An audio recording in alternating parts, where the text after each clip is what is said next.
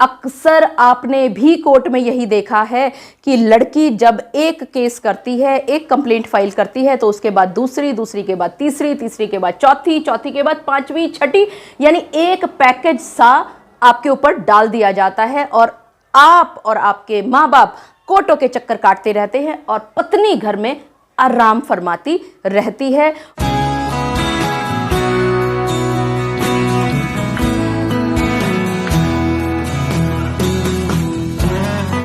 आप सभी पति इस बात पर बहुत ही हैरान और परेशान हैं कि जब आपकी पत्नियां झूठे केसों की बौछार करना शुरू करती है तो एक नहीं, दो नहीं, तीन नहीं, चार, पाँच, 6 केसेस आपके ऊपर झूठे डाल दिया करती हैं और आप बहुत परेशान हुआ करते हैं।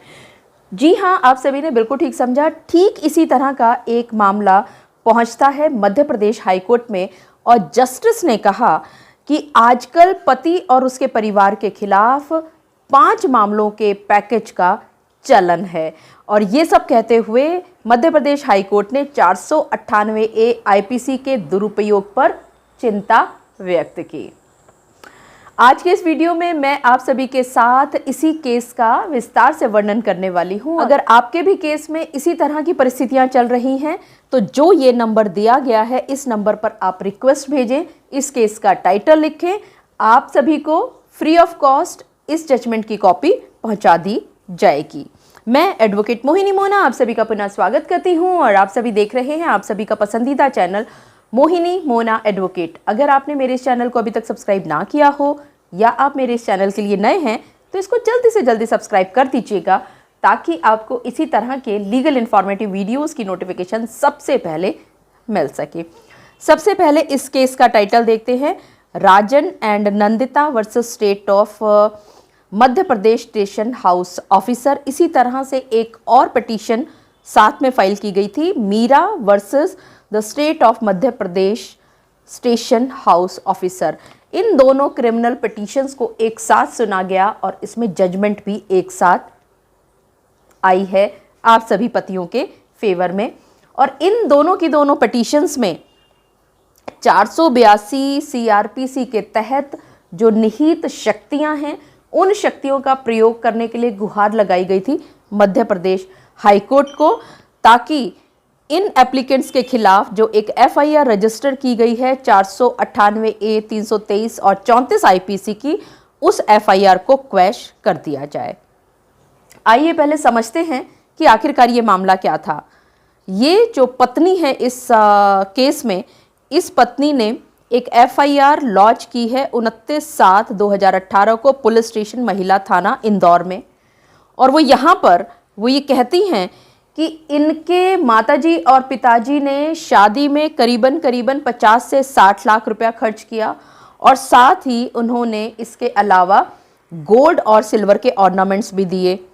इसके बाद ये पत्नी कहती हैं कि इसके पति कार्तिक माथुर ने और उसके पेरेंट्स ने 1 लाख रुपए की डिमांड की एसी बस को अरेंजमेंट करने के लिए और इसके माता पिता ने वो 1 लाख रुपए इनको पहुंचाया। शादी हुई और शादी होने के बाद ये अपने मैट्रिमोनियल होम गुड़गांव में आ जाती हैं। ये एफआईआर के कंटेंट्स मैं आपको पढ़ के सुना रही हूँ। इसके बाद ये पति और पत्नी हनीमून के लिए शिमला चले जाते हैं। यहाँ पर पत्नी का ये कहना है कि जब ये हनीमून पर शिमला में गए हुए थे तो वहाँ पर कार्तिक माथुर के जो पेरेंट्स हैं, राजन माथुर और मीरा माथुर और साथ ही इनकी नंदिता माथुर भी वहाँ पर पहुँच जाते हैं और इनका हनीमून बुरी तरह से स्पॉइल कर देते हैं। खैर, उसके बाद ये कहती हैं कि इनके साथ बहुत बुरा इल ट्रीटमेंट होता है। आगे इनके ऊपर टॉन्ट कसे जाते हैं, इनसे 10 लाख रुपए की डिमांड की जाती है, इनसे कार की डिमांड की जाती है। खैर, ये सब चीज़ें तो थी ही। इन्होंने बताया कि ये किसी तरह से हनीमून से ये लोग वापस आ जाते हैं।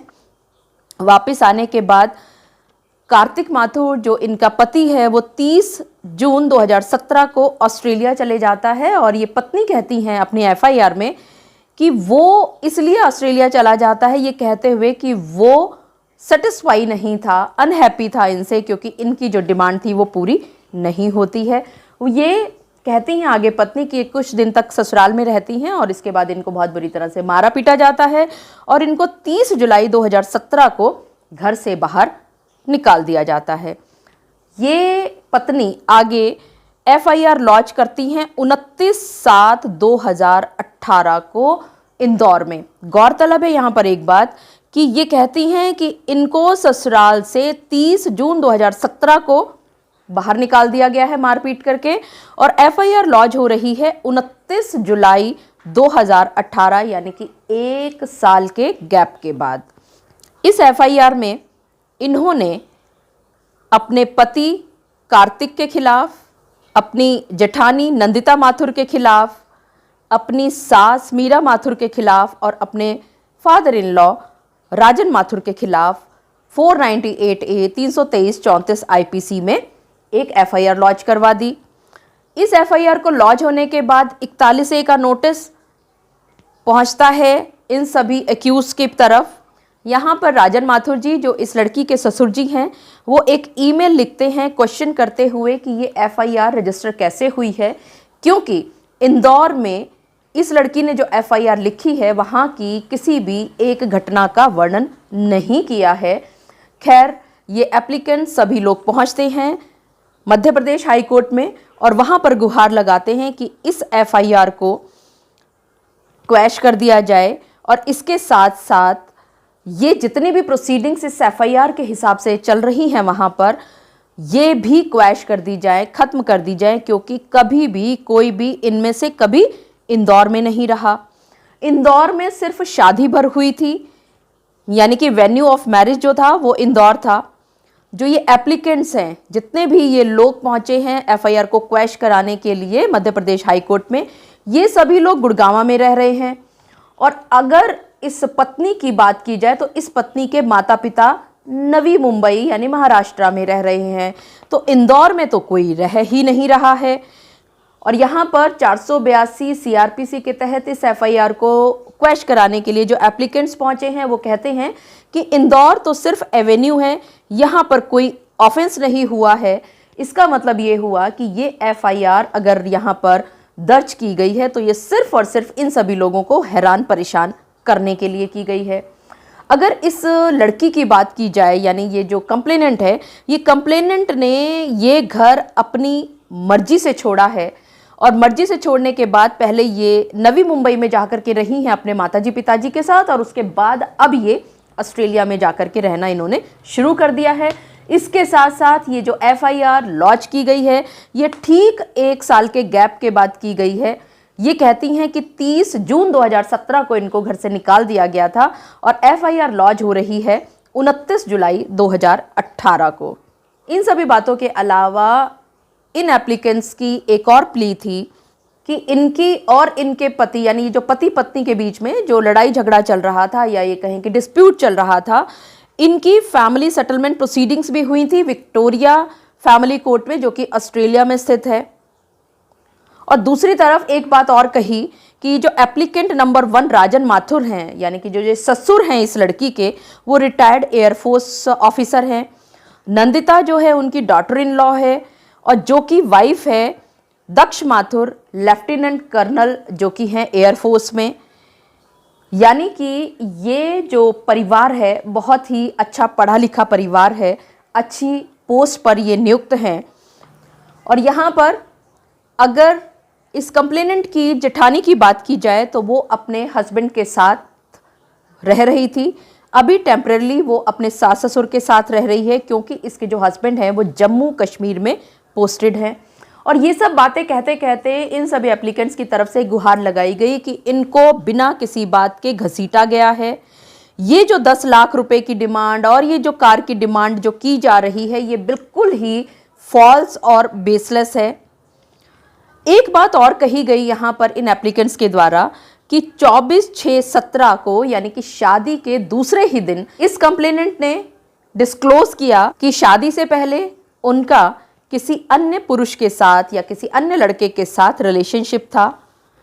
इसके साथ साथ ये जो कंप्लेनेंट है इसने एक ईमेल किया था अपने हस्बैंड को। उस ईमेल में अगर देखा जाए तो कहीं पर भी इन सभी डाउरी डिमांड्स की कोई भी एलिगेशन की बात कहीं नहीं जा रही है। इसीलिए ये जो एफआईआर की गई थी इन सभी एप्लीकेंट्स के ऊपर, ये कुछ भी नहीं है, it's only an abuse of process of law. इसीलिए ये क्वैश की जानी बहुत ज़रूरी है, ऐसा कहा इन सभी एप्लीकेंट्स ने मध्य प्रदेश हाईकोर्ट के सामने। नोटिस पहुंचता है कंप्लेनेंट के पास और कंप्लेनेंट डिटेल्ड रिप्लाई फाइल करती हैं और उसमें सभी जितने भी एलिगेशंस लगाए हुए थे एप्लीकेंट्स ने, उन सभी को वो अपोज करती हैं और जो कुछ भी वेग बातें एफआईआर में लिखी थी उन्हीं को उन्होंने दोबारा यहाँ पर रिपीट कर दिया।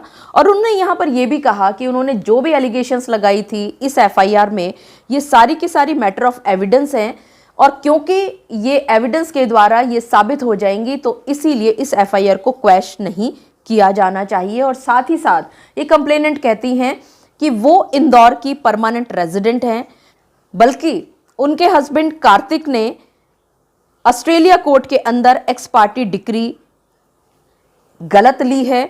उनकी शादी इंडिया में हुई है हिंदू मैरिज एक्ट के हिसाब से, इसीलिए ये जो डिवोर्स डिक्री ली गई है कोर्ट ऑफ ऑस्ट्रेलिया से वो इलीगल है और उस पर वो किसी भी तरह से लागू नहीं होती है।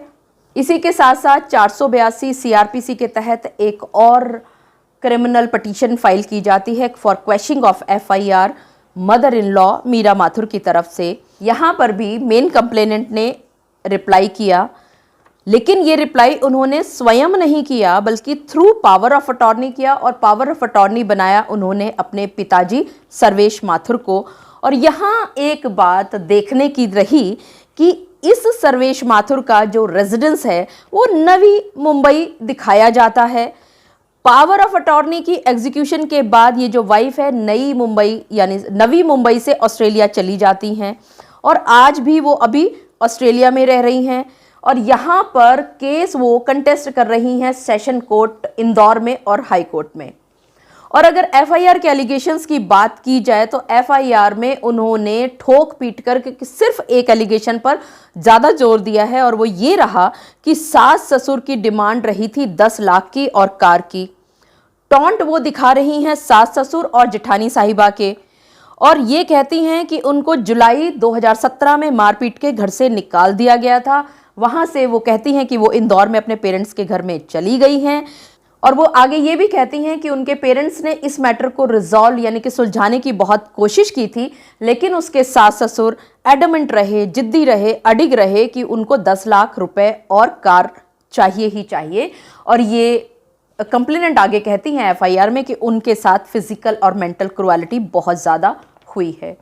यहाँ पर कोर्ट का व्यू रहा कि उन्होंने सारा रिकॉर्ड देखा, ट्रायल कोर्ट में भी जो रिकॉर्ड था, पुलिस के पास भी जो रिकॉर्ड था, या यहाँ पर आर्ग्यूमेंट के समय भी जो भी रिकॉर्ड दोनों पक्षों ने रखा, उन सभी रिकॉर्ड को देखने के बाद उन्होंने पाया यानी कि मध्य प्रदेश हाई कोर्ट ने ये पाया कि ऐसा कोई भी मटेरियल मौजूद नहीं है जो कि इस कंप्लेनेंट की एफआईआर को सेटिस्फाई किसी भी तरह से करता हो।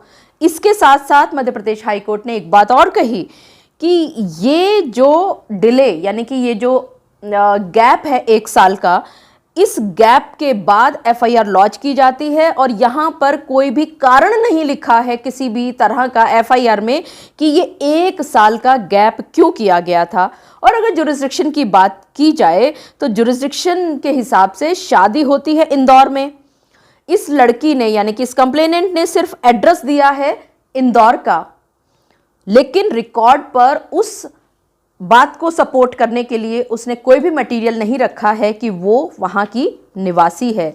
और हाँ, ये भी कहा मध्य प्रदेश हाईकोर्ट ने कि अगर ये बात मान भी ली जाए कि वो इंदौर में रहती भी है तो भी पूरी एफआईआर को पढ़ने के बाद एक भी एलिगेशन, एक भी इंसिडेंट ऐसा नहीं लिखा है इस एफआईआर में इस कंप्लेनेंट के द्वारा कि कोई भी ऑफेंस उसके साथ किया गया हो इंदौर में। सास ससुर रहते हैं गुड़गांव में, माँ बाप रहते हैं नवी मुंबई महाराष्ट्र में। डिमांड ऑफ डाउरी या जो भी क्रुएलिटी की वो बातें कर रही है वो सारी बातें कर रही है गुड़गांव की। इसके बाद जब वो जुलाई 2017 में वो उसने ये कहा कि उसको मार करके बाहर निकाल दिया गया, तो उसके बाद उसने कहीं पर भी किसी भी बात का जिक्र नहीं किया कि उसके साथ इंदौर में किसी भी तरह की कोई भी क्रुएलिटी की गई।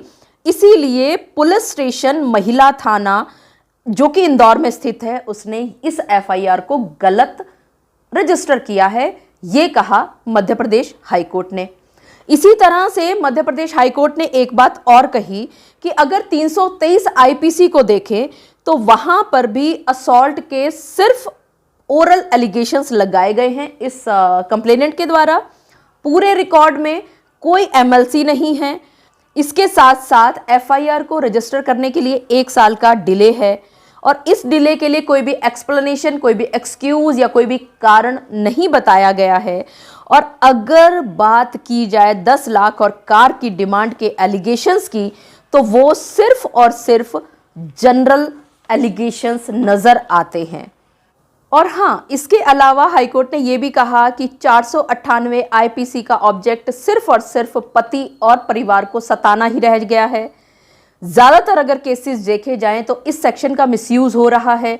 ये बहुत सारे हाई कोर्ट्स ने और सुप्रीम कोर्ट ने इस बात को अनुभव किया है।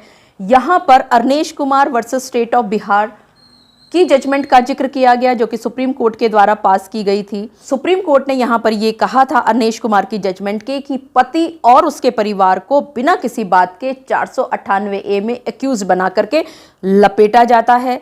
498A में केस लॉज इसलिए करती हैं लड़कियां क्योंकि उन्होंने मैट्रिमोनियल डिस्प्यूट को सेटल करना है। और कभी कभी तो ये भी देखने में आ रहा है कि 498A की एफआईआर को तब लॉन्च किया जाता है जब उस लड़की के पास किसी फैमिली कोर्ट के सम्मन हाथ में पहुंचते हैं। इसके अलावा मध्य प्रदेश हाईकोर्ट ने टिप्पणी की कि आजकल 5 केसेस की पैकेज का चलन आम हो गया है पति और परिवार के खिलाफ करने के लिए। आईपीसी में क्रिमिनल कोर्ट्स में घसीटा जाता है, हिंदू मैरिज एक्ट में घसीटा जाता है और protection of women from domestic violence act में भी इनको घसीटा जाता है। और ये सब बातें कहते कहते Preeti Gupta versus state of Jharkhand, जो कि सुप्रीम कोर्ट के द्वारा पास किया गया था, वहां उस केस का जिक्र किया गया कि इस केस में भी यही कॉमन एक्सपीरियंस की बात निकली थी कि हीट ऑफ मोमेंट, यानी कि जिस समय पर तनातनी चल रही है, जोश में छोटी छोटी बातों पर बड़ी बातें निकाल करके और 498A का मिसयूज किया जा रहा है। समाज का जो ताना बाना है वो बुरी तरह से बिखर रहा है। एक कंप्लेंट की जाए तो वो तो समझ में आती है, लेकिन आजकल एक चलन चल पड़ा है कि एक कंप्लेंट आने के बाद दूसरा केस, तीसरा केस, चौथा केस और केसों की भरमार शुरू हो जाती है। और लड़कियां कंप्लेंट करते समय, कंप्लेंट फाइल करते समय वो ये नहीं देखती हैं कि वो ढर्रे में बस कंप्लेंट पे कंप्लेंट करती जा रही हैं, और अगर वो ध्यान दें तो इससे बाद में खुद को, उस कंप्लेनेंट को खुद को, सभी के सभी परिवार के सदस्य यानी कि पति और उसके परिवार के सदस्य, सभी क्लोज रिलेशंस हैं, उन सभी को परेशानी होती है। और न्याय का अगर हम अल्टीमेटिव मोटिव देखें तो वो ये होता है कि वो किसी तरह से सच को ढूंढे, जो अपराधी है उसको सजा दिलाए और जो इनोसेंट है उसको बचाए। लेकिन एक जैसी कंप्लेंट्स जो लिखती हैं लड़कियां, उसमें सच को ढूंढना नामुमकिन हुआ करता है। एक ढर्रा बना दिया है लड़कियां ने कि सबको घसीटना है, एक जैसे लांछन लगाने हैं और वो भी बिल्कुल कॉमन लगाने हैं। और अक्सर ये भी देखा जाता है कि क्रिमिनल ट्रायल भी जब कंप्लीट हो जाता है तो भी कोर्ट के पास सच ढूंढना बहुत मुश्किल हो जाता है। और एक और बात कही मध्य प्रदेश हाईकोर्ट ने कि ऐसे व्यक्ति जो कि इस सिटी में भी नहीं रहते, इनके आसपास भी नहीं रहते, कहीं दूर दराज शहरों में रहते हैं, उन सभी व्यक्तियों को भी घसीटा जा रहा है।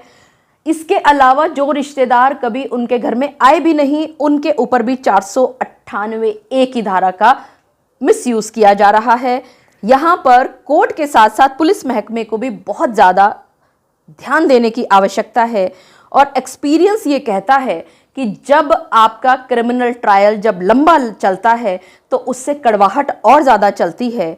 और अगर पति और उसके परिवार के सदस्य कुछ दिन अगर जेल में रह गए तो एमिकेबल सेटलमेंट की जो थोड़ी बहुत संभावना होती है वो भी बिल्कुल ख़त्म हो जाती है, क्योंकि ये जो प्रोसेस ऑफ सफरिंग है it is very long and very very painful.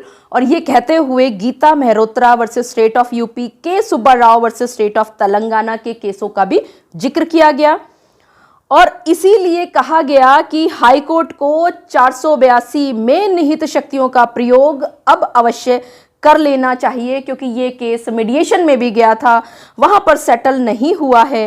ये जो हस्बैंड एंड वाइफ है दोनों ही ऑस्ट्रेलिया में रह रहे हैं और यहाँ पर जो उनके जो पेरेंट्स हैं वो यहाँ पर इंडिया में हैरस किए जा रहे हैं। ससुर बेचारे जो हैं वो 67 साल के हैं, सास जो हैं वो सीनियर सिटीजन हैं। जेठानी के खिलाफ जितने भी एलिगेशंस लगाए हैं वो सारे के सारे जनरल एलिगेशंस लगाए गए हैं। और ये भी कहा मध्य प्रदेश हाईकोर्ट ने अंत में कि इस कंप्लेनेंट को अगर देखा जाए तो कंप्लेनेंट तो इंडिया में आजकल है ही नहीं, उसने पावर ऑफ अटॉर्नी दी है अपने फादर के फेवर में, और इससे और ज़्यादा क्रुअलिटी होती है इसके हस्बैंड और इसके माँ बाप पर। कोई भी स्पेसिफिक एलिगेशन इस पूरी एफआईआर में नज़र नहीं आ रहा है। 1 साल का डिले यहाँ पर साफ साफ नज़र आ रहा है, कोई उसका एक्सप्लेनेशन यहाँ पर नहीं दिया जा रहा है। और अगर हम सामाजिक ढांचे को देखें तो आज समाज में बच्चे पढ़ लिख करके बाहर चले जाते हैं और उनके माँ बाप कोर्टों के चक्कर काटते हैं, जैसा इस केस में हुआ कि पति भी ऑस्ट्रेलिया में है, पत्नी भी ऑस्ट्रेलिया में है और पति के माँ बाप और पति की भाभी यहाँ इंडिया में कोर्टों के चक्कर लगा रही है। और ये सब कहते कहते मध्य प्रदेश हाईकोर्ट ने इस पिटीशन को अलाउ कर दिया और जो इम्प्यूग्ड एफआईआर थी उसको क्वैश कर दिया। इसके साथ साथ चार्जशीट को भी और जितनी भी क्रिमिनल प्रोसीडिंग्स चल रही थी उन सभी को मध्य प्रदेश हाईकोर्ट ने क्वैश कर दिया। मुझे पूरा विश्वास है कि आप सभी को मेरे आज के इस वीडियो के माध्यम से ये बात भली भांति पता चल गई होगी कि अक्सर आपने भी कोर्ट में यही देखा है कि लड़की जब एक केस करती है, एक कंप्लेंट फाइल करती है तो उसके बाद दूसरी, दूसरी के बाद तीसरी, तीसरी के बाद चौथी, चौथी के बाद पांचवी, छठी, यानी एक पैकेज सा आपके ऊपर डाल दिया जाता है और आप और आपके माँ बाप कोर्टों के चक्कर काटते रहते हैं और पत्नी घर में आराम फरमाती रहती है। और मध्य प्रदेश हाईकोर्ट ने इस बात को बहुत ही संगीनता से लिया और एक बहुत ही सुंदर, बहुत ही प्यारा जजमेंट आप सभी के फेवर में लेकर के सुना दिया। मुझे पूरा विश्वास है कि आप सभी को मेरा आज का वीडियो भी बहुत अच्छा लगा होगा। अगर आपको मेरा आज का वीडियो भी अच्छा लगा तो इसको लाइक, शेयर और कमेंट करना ना भूलिएगा।